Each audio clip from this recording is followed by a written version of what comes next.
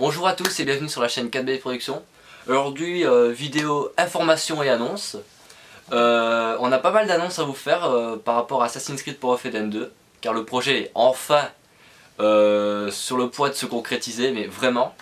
On avait fait le teaser un peu prématurément parce qu'on pensait qu'on le tournerait plus tôt. Il y a pas mal de choses qui sont arrivées et qui ont fait que le projet a été retardé, aussi bien au niveau de l'écriture que du tournage. Donc on peut enfin vous donner les premières infos pour ceux qui n'ont pas encore aimé la page Facebook.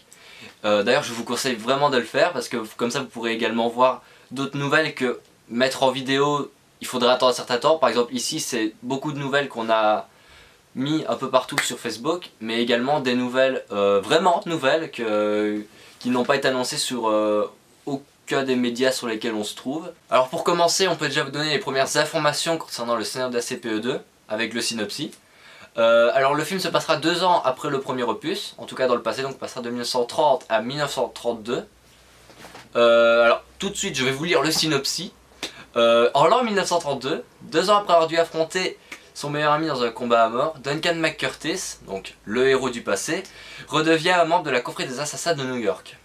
Revenu parmi les siens, lui l'assassin Elizabeth Grey, premier personnage féminin de notre série de fan-films ACPE, vont se retrouver confrontés à un complot au sein même de l'ordre des Templiers, dans leur quête de justice pour effacer leur influence sur la ville. Donc ça c'est le speech pour le passé. Comme vous le savez, si vous avez vu le premier, on a une partie dans le passé, une partie dans le présent. Alors pendant ce temps, dans le présent, 9 mois après les événements du premier opus, Dre Fox vient d'achever sa formation d'assassin, car il ne l'avait pas fini, on ne le dit pas, mais voilà. Et retourne explorer les morts de son ancêtre Duncan grâce à un appareil nommé Animus. Épaulé par Sean Bailey, le technicien de l'Animus, il remplacera le personnage de Mike Smith dans le premier opus. Et l'assassin John Rodriguez, donc Sam Carton. Ils vont tenter de retrouver un puissant artefact oublié de tous ayant réapparu mystérieusement dans les années 30 à Manhattan. Donc voilà, ça c'est le speech de base. Ensuite il y a toute une histoire, donc il y a toute l'histoire du complot et tout. Ça m'a pris énormément de temps à faire le scénario. Pour vous donner un chiffre exact, ça m'a pris exactement 1 an pour pondre le scénario. On comptait d'abord tourner un peu plus tôt que prévu, donc sans avoir fini le scénario, mais on s'est vite rendu compte que c'était débile. Parce que imaginons que je veux à la fin faire un énorme climax sur le final en disant oh mon dieu tout est lié, mais qu'il y a une scène qu'on aurait tournée et que j'aurais pu retravailler, à ce moment là ça allait pas. Donc du coup on a abandonné cette idée là de vouloir tourner plus tôt. On avait fait des tests, à ce moment là il devait y avoir une scène en Alaska même, mais on l'a pas fait. La scène est totalement différente, c'est la même mais c'est juste le décor qui change. Mais c'était un véritable calvaire, donc on a préféré terminer le scénario, prendre plus de temps. Le teaser du coup était très prématuré. Et voilà, c'était comme ça. Ensuite, deuxième information. Je peux déjà vous donner les premières informations du casting. Donc, comme dit il y a quelques secondes, on a un nouveau personnage pour le technicien de l'Animus dans le présent. Donc ce n'est plus Luca Gristina qui reprendra son rôle de Mike Smith, mais Maxime Goffa qui interprétera un tout nouveau personnage qui s'appellera Sean Bailey. Alors le personnage me fait un peu penser, je sais plus son nom, mais c'est dans NCIS Los Angeles. Il y a un couple qui s'occupe de regrouper les informations, enfin, c'est les deux geeks de la bande quoi. Et le personnage de Sean Bailey, je me suis inspiré un peu de ce gars là. Donc il y a une fille, un mec, et je me suis inspiré du gars et franchement je trouvais que c'était vraiment le Sean Bailey que je voulais. Donc c'était vraiment un personnage qui correspondait bien et qui changeait du Mike Smith qui était le cerveau, peut-être pas le tacticien, le cerveau, le gérant, le technicien du groupe, mais qui était également sévère, donc ça changera vraiment avec les autres persos. Dre aura gagné en maturité, clairement, il aura gagné en maturité, il ne va plus faire des conneries comme il faisait dans le premier. Et quant à John, il sera vraiment mis en avant.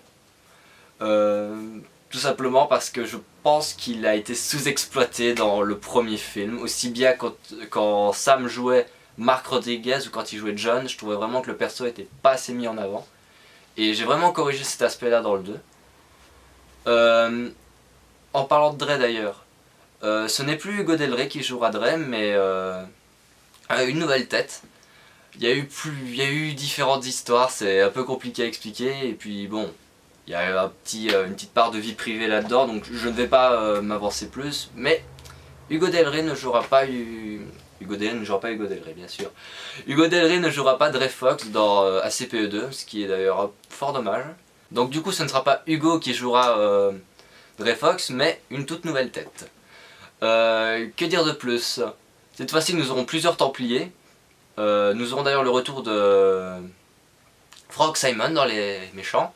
Enfin dans les méchants, dans les Templiers plutôt. Mais uniquement en flashback, vu qu'il est mort à la fin. Je crois que tu ne survivrais pas à une lame secrète plantée en plaqueur. Donc jusqu'à preuve du contraire, il est mort. S'il est de retour, c'est uniquement en flashback. Il y aura dans les Templiers des personnages historiques. Il y aura des personnages que j'aurai inventés. Mais dans l'ensemble, il y aura beaucoup plus de Templiers qui créeront d'ailleurs ce fameux complot dont dont je parlais il y a quelques minutes dans le synopsis. Alors, que dire de plus concernant le scénario? On a notre premier personnage féminin. Elisabeth Grey sera interprétée par Camille Delville, premier personnage féminin de la saga du coup, et c'est un personnage que j'ai voulu ne pas rendre cliché par rapport à ce que l'on a déjà vu dans les différents films où on rajoute un perso féminin pour vraiment pas qu'il y ait que des mecs. J'ai vraiment essayé de l'intégrer au scénario. C'est un personnage qui a fort caractère, qui est vraiment attaché au credo des assassins, c'est vraiment sa famille. Et elle essaiera par tous les moyens d'éliminer les Templiers qui menacent justement sa confrérie. Pour elle, c'est vraiment tout ce qu'elle a.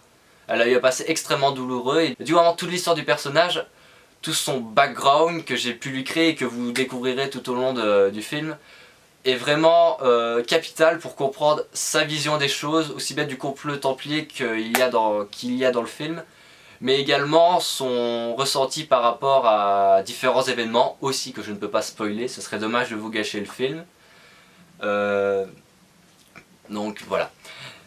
Que dire de plus? Ah oui, nous commençons le tournage le plus vite possible et on le commence en mars. Donc d'ici mars, on sera un peu partout dans la région de Verviers et peut-être un peu du côté de Liège, faudra voir. Donc ça c'est en Belgique pour les Français qui nous regarderaient. Du coup on a déjà plusieurs autorisations de tournage, donc on pourra commencer dès que tous les costumes et les derniers préparatifs seront terminés. Donc je pense par costume le plus gros est fait, mais par exemple il me manque encore le pantalon pour le nouveau costume de Marc Rodriguez dans le passé, ou il me manque encore quelques armes que je vais essayer de dégoter pour encore pour le passé, pour genre des petites carabines et tout, donc j'essaie de trouver des amis qui pourraient m'en prêter, des potes de Airsoft, tout ça. Ensuite pour le matériel, vous voyez certainement, si vous comparez cette vidéo avec le 4BD Time, ce n'est pas du tout la même qualité. Je sais pas si ça se voit, mais il y a un genre de flou derrière. On tourne enfin avec un réflexe, un Canon EOS 750D. Alors, au moment où je recorde cette vidéo, je n'ai pas encore le micro qui va avec, mais j'en aurai un d'ici là. Donc on aura vraiment une bonne qualité son. Le montage aussi, en parlant de son, je ne ferai pas la même erreur que dans le premier ACPE. Cette fois-ci, pour le deuxième opus, je le monterai avec Sony Vegas Pro. J'ai également un nouveau fond vert qui sera beaucoup moins utilisé, mais qui sera aussi beaucoup mieux. Le premier était un simple drap qui en fait était jaune. On pensait que c'était du vert pomme, mais c'était du jaune, donc du coup c'était un peu dégueulasse. C'est pour ça que le fond vert au tout début du premier film est pas génial, même si je pense que Resist en était encore pas mal sorti à ce niveau-là pour ce VFX. Par contre l'hélicoptère c'est une autre histoire. Merde. Mon cahier est tombé. Enfin bon, on va pas commencer à parler du premier. Donc au niveau du matériel et technique, ce sera beaucoup mieux, vous verrez. Et je pense que j'ai fait le tour. Je vois pas ce que je pourrais ajouter de plus. Donc on commence le scénario en mars. On a un tout nouveau casting. Ce n'est plus Hugo qui jouerait, mais une nouvelle tête que j'annoncerai d'ici quelques jours. Voilà, on a un nouveau matériel. Et je me répète. Donc pour la partie information, déclaration, news d'ACPE2, c'est à présent terminé. J'ai une deuxième chose à dire avant de terminer. C'est concernant le 4BD Time. Donc on en a fait un seul sur les sorties jeux vidéo de fin 2015. Et puis on n'en a plus fait d'autres, alors qu'on avait dit qu'on en ferait régulièrement, qu'on en ferait sur Star Wars 7, sur Deadpool et tout ça, ce qu'on n'a pas fait. Alors si on a arrêté, c'est tout simplement parce que combiner... allez, le problème seulement c'était que combiner les études, plus le 4BD Time, plus le fait qu'il fallait que nous trois, donc Sam, moi et Hugo, soyons disponibles le même jour, et qu'on ait le temps aussi, c'était pas facile. On en avait tourné un deuxième, mais c'était pas fameux, du coup j'ai préféré ne pas le mettre sur la chaîne.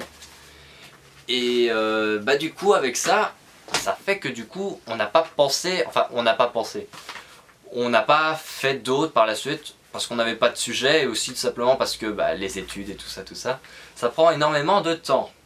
Mais j'ai le projet, et j'aimerais bien que dans un futur proche on relance le 4BD Time. Je sais pas s'il sera encore avec Sam et Hugo. Je pense que Sam serait de nouveau d'accord, mais Hugo n'est plus vraiment dans le trip 4BD Production en ce moment. Je sais même pas s'il le sera plus tard. Donc je peux pas vous promettre qu'il sera de retour si jamais nous refaisons les 4BD Time. Mais en tout cas, j'espère vraiment que les 4BD Time reviendront dans un futur proche.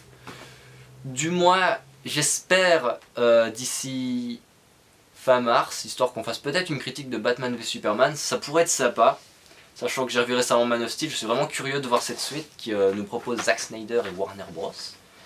Et qui serait les prémices d'un univers étendu à la Marvel. Donc curieux de voir ça au cinéma. Voilà, c'est tout ce que j'avais à dire. Donc n'hésitez pas à vous abonner, à partager et à aimer la vidéo. Voilou. Je perds un peu mes mots en ce moment, je ne sais pas pour quelle raison. Mais voilà, donc je vous dis à une prochaine et à très bientôt sur KBD Productions.